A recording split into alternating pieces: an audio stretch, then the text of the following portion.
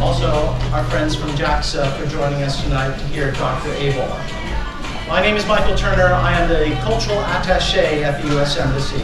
And I'm delighted that so many people have an interest in hearing from one of our scientists from Johnson Space Center, Dr. Abel. As many of you know, next year is a very special year for all of us. 50 years ago, next year, man landed on the moon. And the U.S. Embassy has an exciting program all year long to celebrate the landing on the moon, but also to look forward into the future to see how space exploration will develop. An important part of space exploration is the partnership that the United States and Japan has together. In 1969, an American landed on the moon. But when humanity goes to Mars, there will be an American and a Japanese astronaut on that spaceship. I am certain of that. So thank you very much for coming tonight, and I hope you will watch our Facebook page, follow our Twitter account, and pay attention to some of the exciting activities that we will have all year long to celebrate our joint venture into exploring the final frontier. Now, a couple of housekeeping notes before I introduce Dr. Abel. Please, when it comes to the question time, please raise your hand, and if you could give us your name and identify yourself and where you're from, we would appreciate it. Please ask only one question at a time. I know everyone has a question, and we want to make sure that everyone has an opportunity to ask Dr. Abel a question. And please, you can ask in Japanese or in English. So, with that, I would like to introduce Dr. Abel. Dr. Paul Abel is the Chief Scientist for Small Body Exploration within the Astromaterials Research and Exploration Science Division at the Johnson Space Center.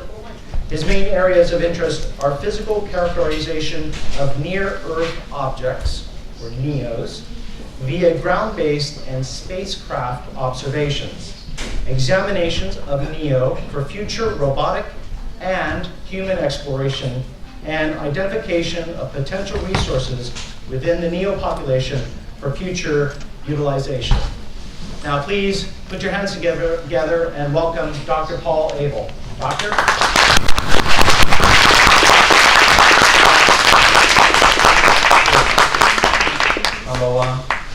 Konbanwa. I'm very happy to be here. Can I have the first slide? But before we begin, I'd like to say I am here for you. This is a time for you to learn about asteroids and also to learn about the great missions Hayabusa 2 and OSIRIS-REx and the relationships between NASA and JAXA, between the United States and Japan. Before I start, I wanted to introduce a very special person who's in the audience with us tonight. We are very privileged. He is my good friend. I've known him for quite some time. This is the mission manager from Hayabusa 2, Dr. Yoshikawa Makoto. Makoto Yoshikawa, could you stand up, please?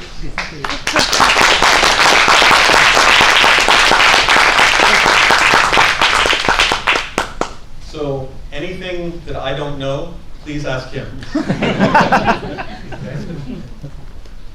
So, we start? Oh, Choco.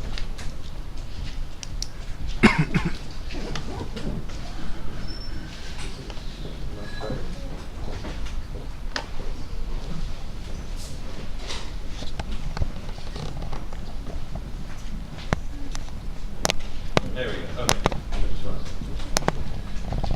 Okay. So, this is a presentation about Hayabusa 2 and OSIRIS-REx and exploring asteroids. This is the outline that I will talk about. So briefly discuss what small bodies are in the solar system. what we mean by small bodies. Talk about the first Hayabusa sample return mission. Talk a little bit about Hayabusa 2. Talk a little bit about OSIRIS-REx in terms of the mission. And then very exciting is talk about the asteroid images that we have from the spacecraft. And this is really, really exciting. Very great news, some of these images, and there's more to come. Also talk about the cooperation that we have between the United States, NASA, and Japan, JAXA, working these missions. And then I will conclude with some closing thoughts for you.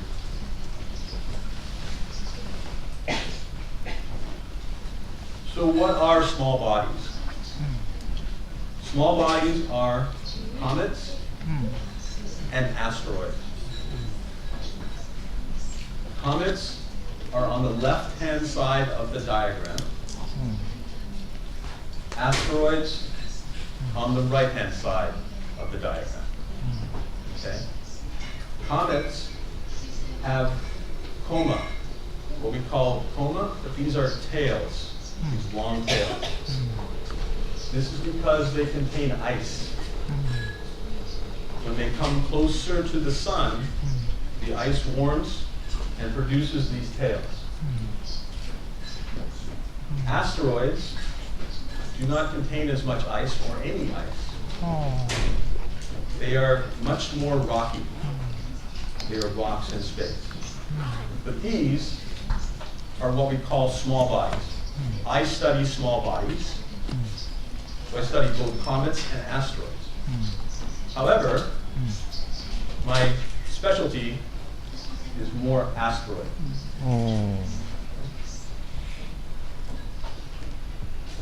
One of the things that we have learned through space exploration, looking with telescopes at asteroids and comets, and using spacecraft, is that you don't just have comets on one side and asteroids on the other.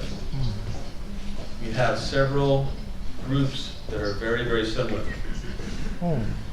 Family, things that look like asteroids that may be comets, and things that are asteroids that comets that maybe look like asteroids. So for example, here I show 3 images.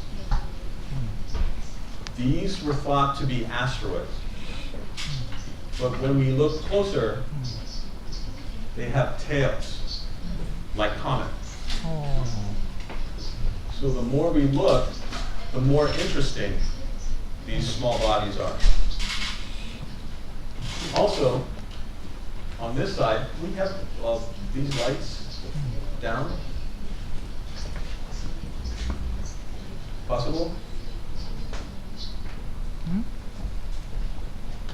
See, we can have just some lights turned off.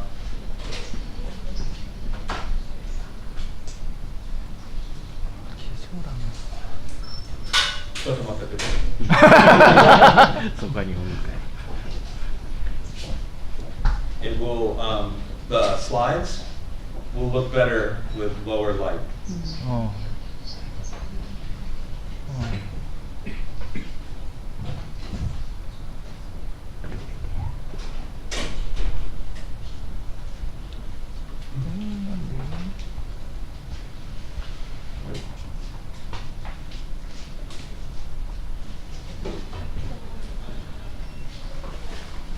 So while we're waiting for them to figure out the lights so slowly, I show on this side an asteroid.